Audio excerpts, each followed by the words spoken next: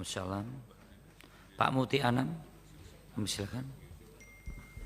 Assalamualaikum warahmatullahi wabarakatuh. Terima kasih pimpinan, Pak Menteri dan seluruh jajaran. Pertama, marhaban ya Ramadan. Rabbana taqabbal minna siyamana innaka antas samiul alim. Yang kedua, kami mengapresiasi Pak Menteri atas kinerja keuangannya di tengah situasi politik setahun terakhir yang tidak baik-baik saja, tapi BUMN bisa terus bertumbuh. Yang ketiga, kami senang melihat Pak Menteri dan jajaran tambah seger, Pak. Kalau Bapak lihat para anggota kita ini makin kering kerontang karena 6 bulan terakhir di Dapil ternyata rakyat semakin cerdas. Maka kami berharap betul ke depan BUMN bisa lebih kolaboratif dengan kami, dengan mitra kerjanya, bukan hanya dengan oknum-oknum tertentu, karena kami semua di sini ini ya alhamdulillah bisa melewati lubang jarum itu. Tapi banyak kawan kami yang mereka setiap hari rajin ke tempat ini tapi juga tidak jadi karena rakyat sekarang semakin cerdas. Kalau kita tidak kolaboratif maka kita akan tergilas oleh situasi itu, Pak. Namun demikian dengan pencapaian Pak Menteri tadi yang luar biasa, ada beberapa hal yang ingin kami berikan masukan dalam rangka tentu kecintaan kami terhadap BUMN, Pak. Yang pertama, walaupun berbeda kubu, tapi kami sangat mengapresiasi atas apa yang dilakukan Pak Prabowo dalam upaya untuk memperbaiki BUMN. Bagaimana saat itu ketika kampanye di bulan Januari tahun 2024, beliau mengkritik keras BUMN, beliau melihat bahwa manajemen di BUMN itu malas-malasan katanya.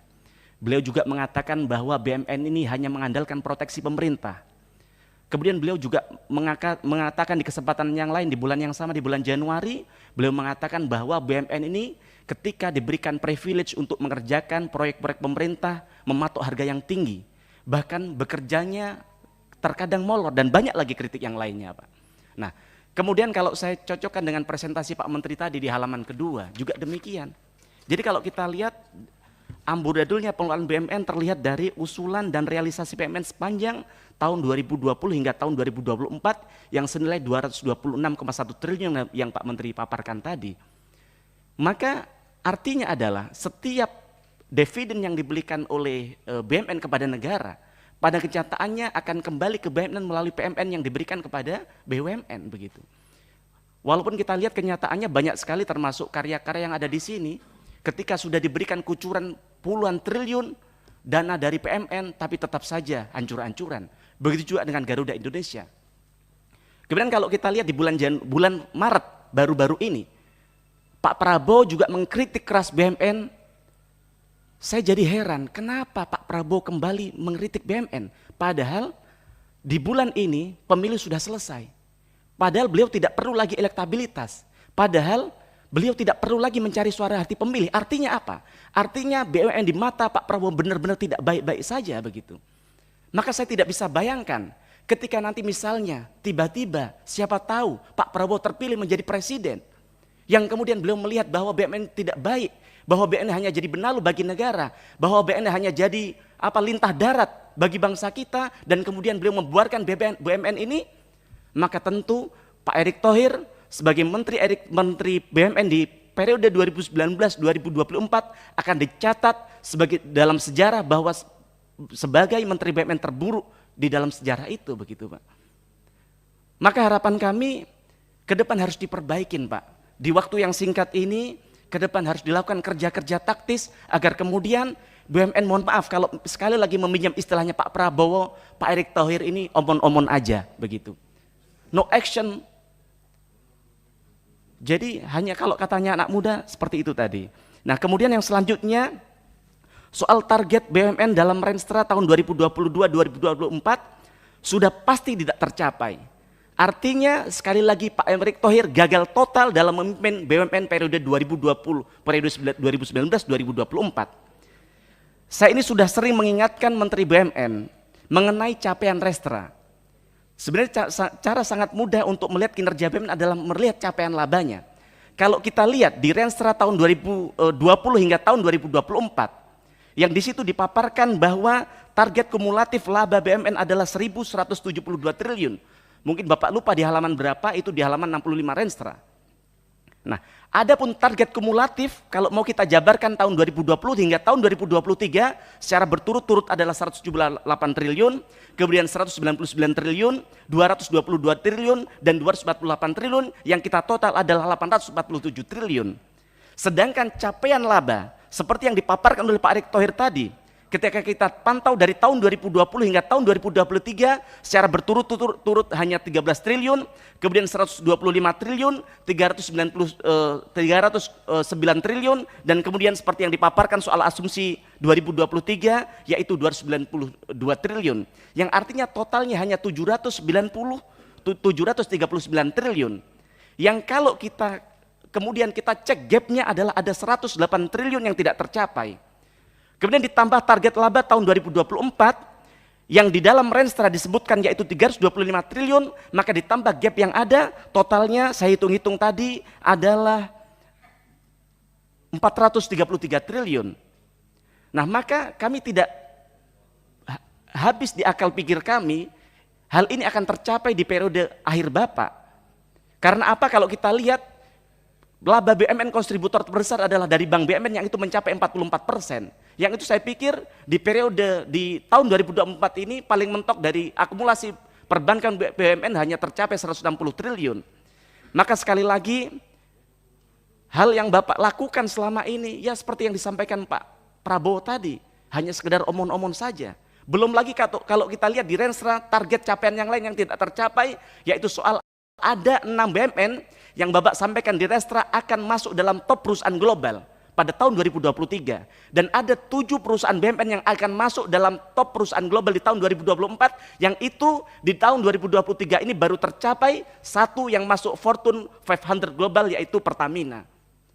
Maka harapan kami ke depan hal ini perlu untuk kemudian dilakukan langkah-langkah taktis agar kemudian bisa mencapai target-target yang sudah Bapak paparkan di Renstra 2020-2024. Kemudian yang ketiga, soal Formula E. Formula E tahun 2024 tidak dilaksanakan karena alasannya karena kondisi politik yang tidak stabil. Tapi kalau kita lihat MotoGP tetap dilakukan walaupun tren penontonnya terus menurun. Artinya tidak dilakukan Formula E ini hanya soal konsistensi Pilpres saja begitu.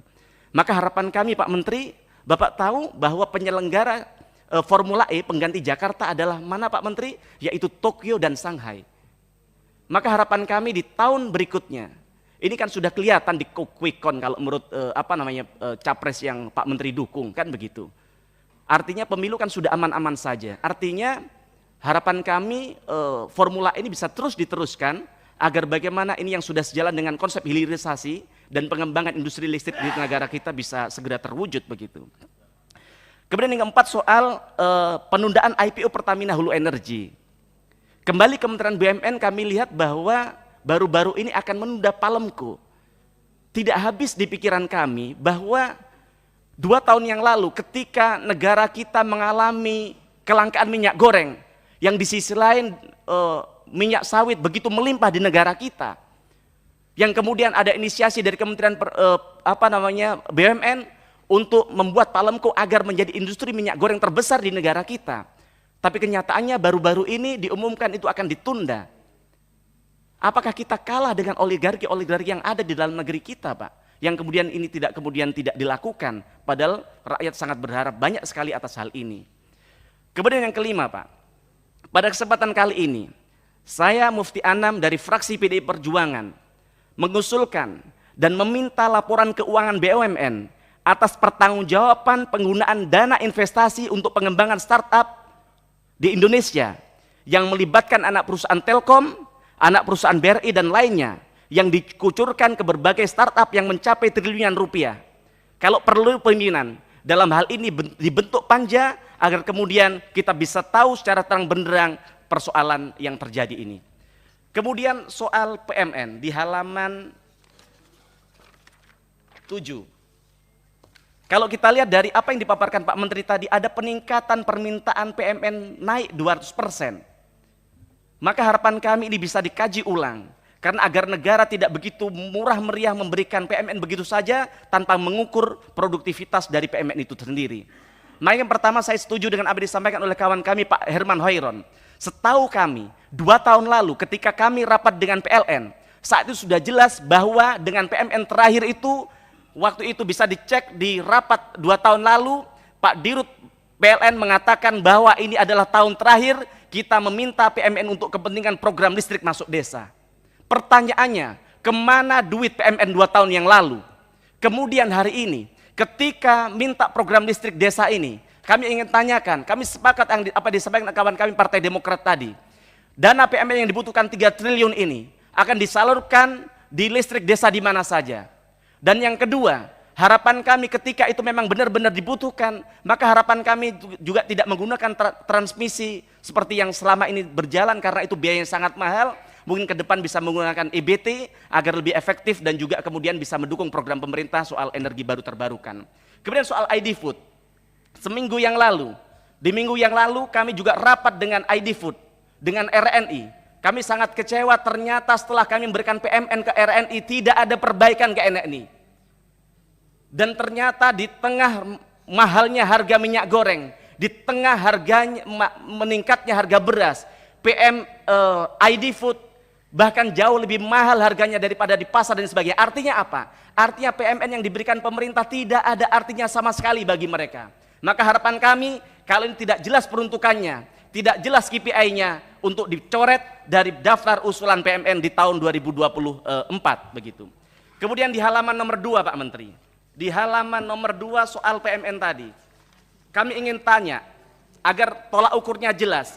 PMN yang sudah diberikan kepada BUMN ini tidak secara akumulatif dividennya, saya ingin tahu secara jelas berapa dividen BUMN penerima PMN. Ini agar kemudian kita tahu mana saja BUMN yang sebenarnya hidup hanya bergantung dari PMN, agar kemudian tidak jadi benalu, tidak merusak BUMN yang bagus-bagus yang selama ini telah berjalan. Mungkin itu saja sedikit dari kami, kurang lebih mohon maaf. Assalamualaikum warahmatullahi wabarakatuh. Waalaikumsalam. Panjang banget. Oh, iya. Ibu Nevi. Latihan jadi oposisi. Ya, ya.